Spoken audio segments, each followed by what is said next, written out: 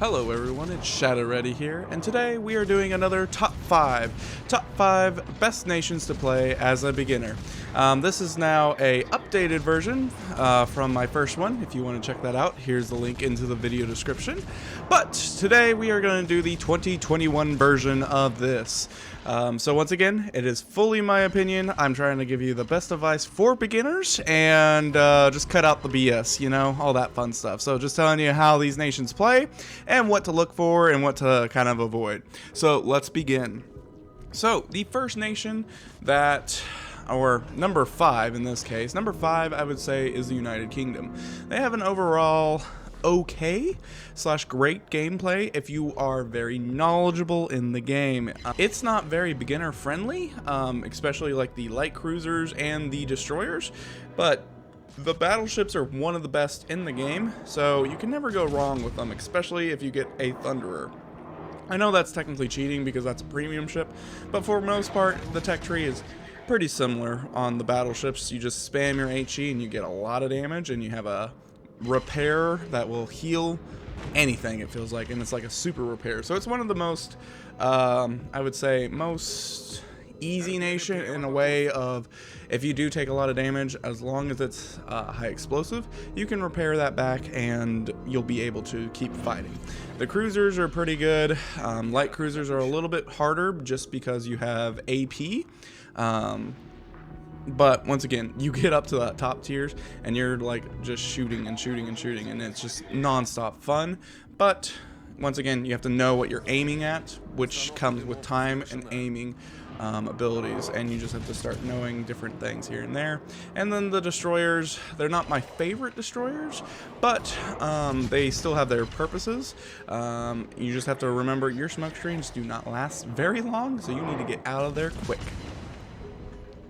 So, coming up in the 4th spot was a big surprise to me, but it is Germany. Germany was on my first list, number 1, because overall everything was pretty easy until the captain rework, and that pretty much killed that whole entire nation. Your German battleships, you can't really do your secondary builds. Yes, you can still do it. It's still not the most optimal like it used to be. It was crazy. You could be like almost 10 kilometers away and your secondary is going off like crazy and being accurate too and setting fires and doing all this stuff. But since the captain rework, not so much on the battleships. So now you have to actually use your main guns, which are very inaccurate, which disappoints me because historically speaking, they're pretty accurate.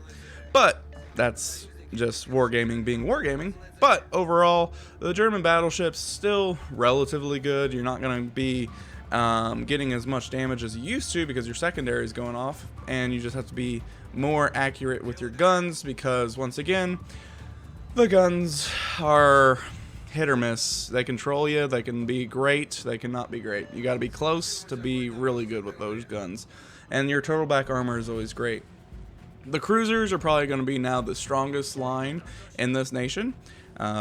Just going to be blatantly obvious. They have really good alpha like damage on their shells. Not so much reload speed, but man, they can pack a punch, and they have decent armor too. They're not as great as their battleships, but they still have pretty good armor. Their destroyers, their destroyers are okay. Yes, it's nice to have Hydro just to kind of give you a fair warning if you're new to the game. Lower tier destroyers, absolutely the best fun ever that you can have in this game because of the forward-facing torpedoes. So that is the most fun you can ever have in the game, is just those forward-facing torpedoes. It's just a blast. Hydro is okay, but everything else with them is just below average or about average. So the destroyer line is pretty weak, just to be saying. Aircraft carrier, aircraft carriers are aircraft carriers, but this one is pretty unique with their armor-piercing rockets, so it's something that you have to learn. It's a very funny gimmick, but once again, kind of surprised that my old number 1 tier, top tier nation fell all the way down to the 4th spot. Up next is Japan, number 3. Just overall average, good average, great on. There's nothing super exploding that will be like, wow, earth shattering. But overall, their overall is just good and consistent, which is a good thing. Not saying that's bad or anything. So you have probably my favorite destroyers in the game, both the Shimikaze and the Kitakaze, which are, you know, tier 10 and tier 9. But it's just totally different gameplay. So you have one that is a stealthy torpedo boat, and then the other one is gun happy, which, you know, sometimes I like to do both. So that gives you both options. Unfortunately, it does take a lot of XP because you're going down 2 trees. That's the only kind of downside there. Next is their battleships. Let's be honest, the Yamato is still one of the best ships in the game. Yes, she's had some tweaks here and there, but overall, she is really, really good. She's probably what everybody wants in the game at some point, especially if you're a beginner. I mean, heck, it's the you know, front and center on most of the logos. So, you know, the Yamato is amazing. She's got good guns. You just have to watch out about your little cheeks. And if you don't want to know what I mean, check out my So You Want to Captain the Yamato, so you can figure out what I'm talking about there. And then, for the most part, for their cruisers, they're good. You just cannot show broadside whatsoever. You will get punished. Do not rely on your torpedoes. Yes, you do have torpedoes, which are 10 kilometers. They're great and everything, but don't rely on that as your main source of damage. Use your guns, use your distance, use your detectability going in and out of detection range. That is what they're great for. So that's pretty much why you got to be careful with the cruisers in this nation, because if you extend too far, you will get citadeled and it will hurt immensely. So it's something that you got to learn early on, is these cruisers are kind of more towards the back, more stealthy type of hit and run type of tactics, if that makes sense. Finally, their carriers are, they're okay, to be honest with you. Some carriers we all know in this game are a lot stronger than others, but I'm just talking about the normal tech tree carriers. Most of the part, they are a lot of fighters in one carrier, but their health pool is very low, which means that you'll probably only get one strike off, and then you'll probably lose your whole entire squad because of just the health. But they're still reliable, they're still really good torpedoes, and you know, it's hard to say anything else about them. So, up next is going to be a big surprise, one that I kind of predicted was going to happen, but didn't really know until everything came out on this line, and it's going to be Russia. Russia's going to be number 2. I hate to say it, but Wargaming has a lot of love on them, a little bias towards them, with a lot of their paper ships, that's for sure. I will say probably 3/4 of their army / not army, but navy is papered ships, so, or made up ships, so that's why a lot of their characteristics are really, really good. So, to be obvious, to start off the bat, their destroyers, I don't enjoy their destroyers whatsoever. And it's mostly because it's just that short range torpedoes of 4 kilometers. Yes, I know they have good guns and you're supposed to be kind of far away and that type of stuff. I just never enjoyed Russian, and it's just really hard for me, but I do recognize that they are still really good destroyers. Up next would be their cruisers. Their cruisers are, you know, some of the best in the game. Just their tie-in cruisers are just so amazing. And it's just their radar too. 12 kilometers of radar detection is amazing. Yes, it only lasts for 30 seconds, but that can mean life and death in some destroyers' lives. So it's really, really good and really overpowered. Just saying, if Wargaming is listening, please just, you know, do a mechanic where you can't see around an island or something like that. But beside the point, they have kind of trollish armor. Their cruisers, it's going to be kind of like hit or miss if you're going to get citadeled or not. But the worst thing about their cruisers is they are notorious for being set on fire all the time just because they're so dang long. So that's something to keep in mind. Up next is, of course, their battleships. Their battleships are, once again, kind of trolly. You know, it's just their guns can either be amazing or they can be super inaccurate. But also their armor is pretty unique too. Sometimes it works perfectly and sometimes it doesn't. It's just roll of the dice. So it's a little troll. And then of course their gimmick is their repair party, which is nice, we'll admit that. But also, if you are spamming your repair party, this is probably the nation to watch out on, because you do have a limited amount of repairs or damage control party to do.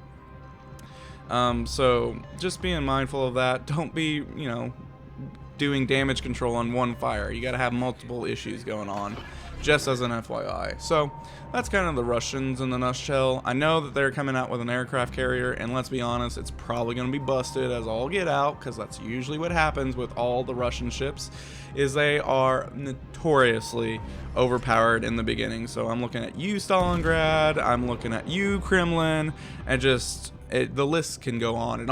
And they also have an HE spammer of all get out, which is now luckily not sold in the coal shop anymore. Thank goodness, right? Now, finally, drum roll please. The number one is, of course, going to be the United States. They're overall just really good. They haven't really changed too much over the years. They're just consistent. They're not excellent in every single category, nor are they poor in any category. They're just above average on every single category, which is why I put them as number one nation for a new beginner, because it's really good. So first off, I will address this horse right off the bat, is their battleships. Their speed battleships going to the Montana basically are amazing. Their slower battleships, like the Kansas and all that fun stuff, is not the most fun I've ever had in my life. So I will admit, it's difficult for the battleships, but it's also good for a new time player, just because, one, you get to see what's happening in the battle around you, and you can react. Hopefully it helps you learn to react to the map a little bit faster, because you're only going like maybe 20 knots depending on what tier you're at, and so you're really slow, so you got to anticipate things. So that kind of helps out the new players with their battleships. They got good armor and great guns, so there's nothing wrong with that, right? So then next will be the US cruisers. So you got your light and your heavy. Go down the heavy. Heavy has been way popular right now. Light cruisers are not the meta at the moment. I miss whenever the Cleveland was tier 6. That was a great time, but she's not that anymore, so it's kind of rough being in the light cruisers, but they still do an amazing job. They both have, both sets of cruisers have an amazing radar of 10 kilometers. Long distance, timing wise at least, and so it just helps you out, with everybody. It gives people time to actually locate stuff, but once again, you only have 10 kilometers. You don't get the extra 2 from the Russian, but to be honest with you, if you're that close anyways, you're probably extended too far, to be honest with you, at least at the beginning of the game. Later on in the game, it will help you out, but just don't get close in too far. The US destroyers, oh man, one of the favorites. The Fletcher, best, one of the best. I do like the gearing, but man, the Fletcher is so much fun. And it's an actual ship. It's an actual ship. You can go to a museum, you can go to any Fletcher class museum, and you would be able to experience the Fletcher in real life, and in the game. So they did a really good job on the destroyer line.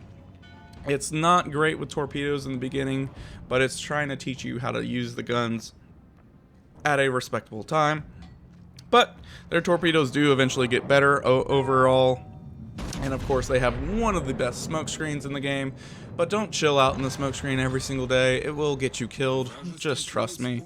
Lots of experience and pain from that. And then of course is their carriers. Their carriers are pretty good. They were the easiest ones for me to learn carrier.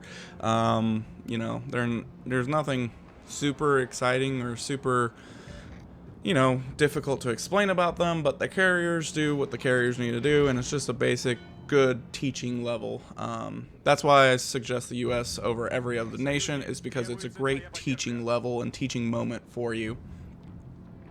Now, I'm gonna try to future-proof this video with the submarines, and I didn't really mention them beforehand, but now I'm mentioning them now, because they're eventually coming into this game. Lord have mercy on our souls, right? So the submarines pretty much will fit in every single category. There's not one that's more broken than the other. The US one is better average. The German one is, you know, it's pretty below average. And then the Russians, right where, you know, the typical Russian type of cruiser slash battleship's at. So that's kind of my tier order, at least on the subs. And of course, I don't know why they haven't at least done anything with the Japanese, because the Japanese had a ton of subs in World War II.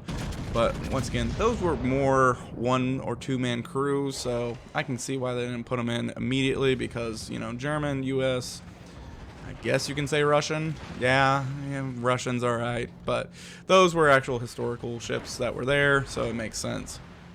With that being said, hopefully you guys enjoyed this. Let me know down in the comment section on what you want to see next. And if you agree with my categories, what's the best nation to play at this moment in time for a beginner? Hopefully you have a great day. Thanks. Bye-bye.